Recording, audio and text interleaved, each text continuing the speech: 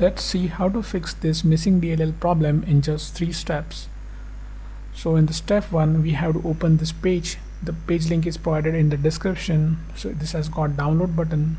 So we'll click on download button and the file will get downloaded. We have to save this file somewhere.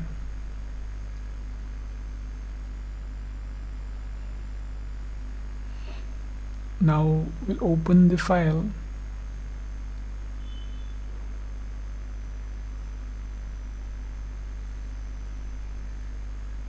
Now we have to copy this file. Right click on it and select copy. Then we'll move to the next step.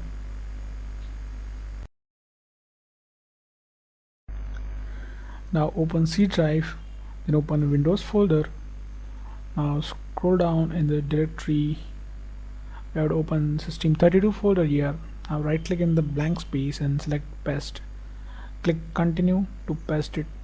If you face access denied issue, then you can follow the screen to fix that. And the step 2 will register the DLL file we just copied.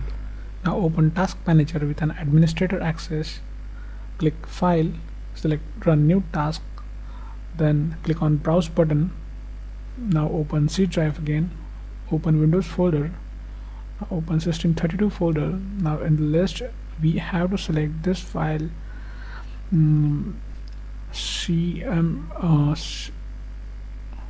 cmd.exe. click OK, select this checkbox and click OK. Now this will open in administrator mode. Just maximize the screen. We have to execute 3 commands here.